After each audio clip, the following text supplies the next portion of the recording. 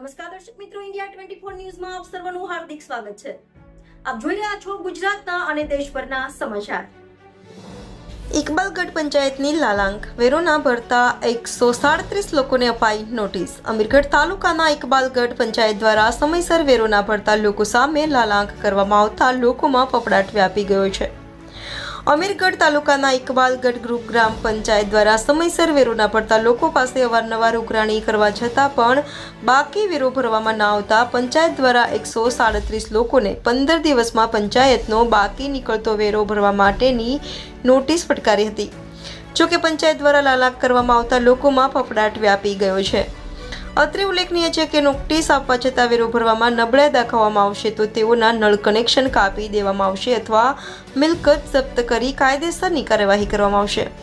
Reporter વિનોદસિંહ દરબાર, India 24 news, Banaskantha. આજરોજ ઇકબાલગઢ ગ્રામ પંચાયતમાં તલાટી કમ મંત્રી, ગ્રામ પંચાયત સભ્ય તાહિરભાઈ તથા ગ્રામ પંચાયતના પટ્ટાવાળા કિશનભાઈ દ્વારા ત્રણેય સાથે મળીને વેરા વસૂલાતની ઝુંબેશ રૂપે માગણાની નોટિસો અંદાજે 137 મિલકત જેટલી અરજદારોને આપવામાં આવી। આ વેરો ભરવા માટે તેઓને 15 દિવસની તાકીદ કરવામાં આવી।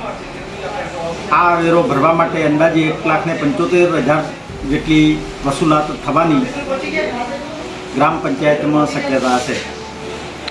સાહેબ, જે મુદ્દત આપેલી મુદ્દત સુધીમાં નહીં ભરે તો શું કહેવામાં આવશે? જે મુદત આપવામાં આવેલી છે તે મુદતમાં નહીં ભરે તો પાણીના કનેક્શન કાપવા અથવા એ મિલકતોને સીલ કરવા સુધીની પંચાયત જે નિર્ણય લે તે કાર્યવાહી કરવા માટે આગળની કાર્યવાહી કરીશું।